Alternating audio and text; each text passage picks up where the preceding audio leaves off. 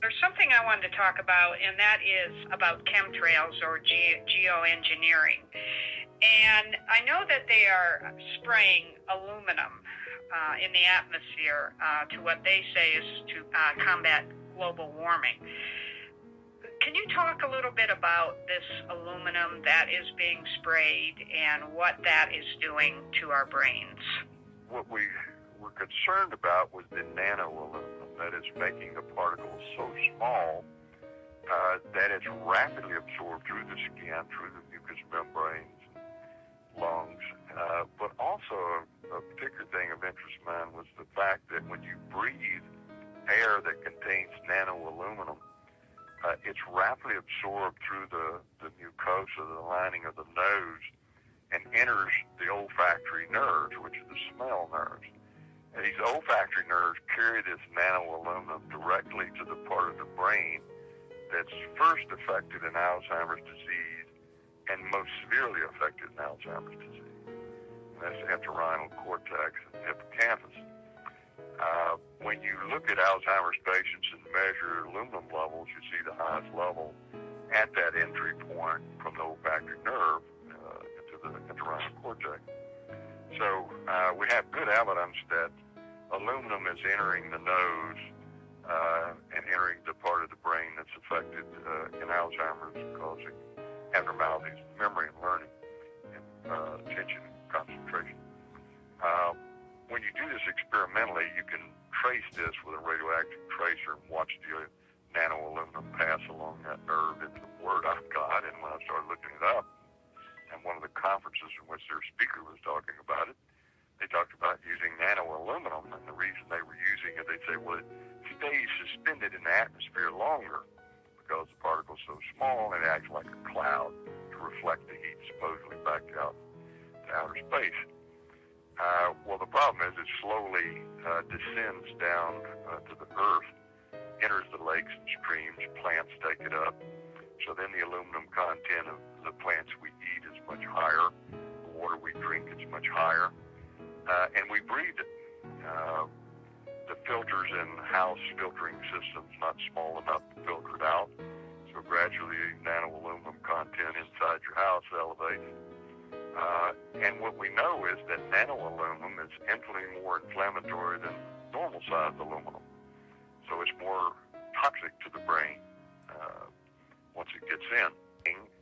Hundreds and thousands of tons of nano aluminum all over the world, particularly the United States. And I, did a little research and looked in my own case and my skies, and I see these tight patterns, and it's obvious a pattern. It's not contrails. The whole thing, contrails, is nonsense. You watch a plane fly, and it turns on this cloud of material coming out of the back of it, and it stops. And there's a break, and then it starts back up. Well, I knew the jet's not cutting its engine on. Right. You have a 747 or a 767 or something. We know it's not turning its engine on and off, and we know that it's not flying in a checkered pattern. Then pretty soon, for instance, we've noticed lately, there's been none of the chemtrails, or very few of them. Well, did the flight stop over the United States for the last month? Well, no. Usually has about the same number of flights every day, every week, every month. So those chemtrails should be the same, but they don't. They vary considerably. You'll see periods in which there's very dense chemtrails in the sky, and periods where there's hardly any, but there's just as many flights. So I don't know how anyone can deny that there's geoengineering or chemtrails. So that jet turned it on right about there, and then it just kept going. With all the cloud cover right now, this phone, it picks up the blues a lot better than the white, but it'd be solid blue if it wasn't for the chemtrails. That's strontium, barium, and aluminum oxide that they admit. They admit that's what they're doing and trying to block out the sun's radiation. But Can't see looking into the sun very good, but it's actually a lot more overcast than what it looks. Anyway, it's really disappointing because it'd be a perfectly blue sky, and that stuff's gonna come down. More and more people are dying of cancer, and Alzheimer's is kicking in. It's just nasty. Nasty stuff that they're aerosols they're putting into the air.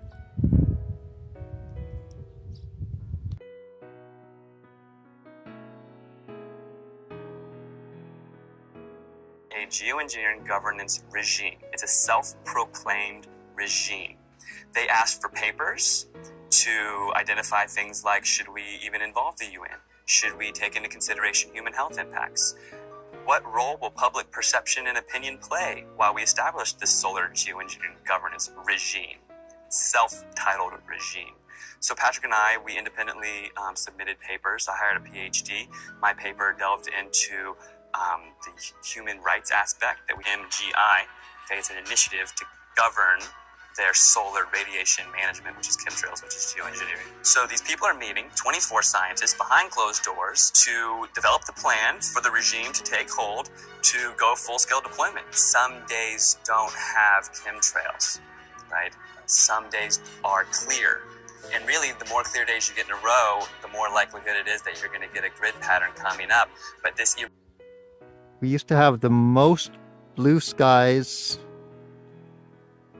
I think anywhere in the world, or anywhere in Canada for sure, in southern Alberta. Most days of blue sky. Now we rarely get in. Like, if it happens to be real clouds, they still spray. You know, this is a government program to control the weather. And if you think about it, if you want to dominate and control the planet, this is the ultimate weapon to do that. So the Irish media now are normalizing weaponized air as a reality that we must get used to. They're blaming car emissions and coal pollution, but there's no mention of the elephant in the room, the hundreds of millions of tons of substances being sprayed into our atmosphere every year, like aluminium oxide, which David Keith and other geoengineering proponents are proposing spraying into our skies. They will never admit these programs are going on, but we know they are going on because in 2004, the Civil Aviation Authority in the UK conducted an investigation into cabin air quality, and one of the peak materials found was aluminium. So what the hell is aluminium doing floating around up at cruising altitude? So now Monsanto miraculously have an aluminium-resistant seed that can grow in aluminium-contaminated soil. Why would they have such a thing unless they knew of a problem that was down the line or already happened?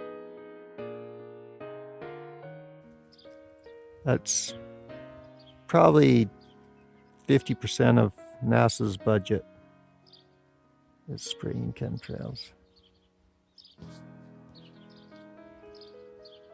You can see it a little bit better.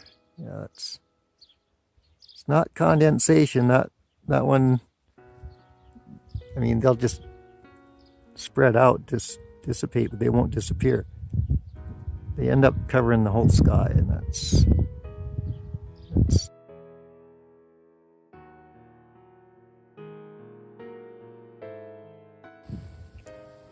okay. It's next day. Notice a difference in the skies. We have real clouds, and a jet just went by. Can't see the contrail anymore. It was not spraying, so it was actually condensation, and it disappeared minutes, well, half a minute roughly. I'm going to go back to where I was shooting yesterday. It's a little windier today. About the same temperature, maybe 5 degrees warmer. Nice day other than the wind, as usual.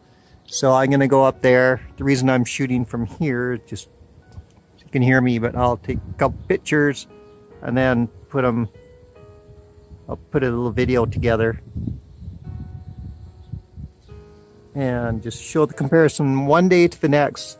I don't know how anybody can argue for the fact that there's something going on with chemtrails.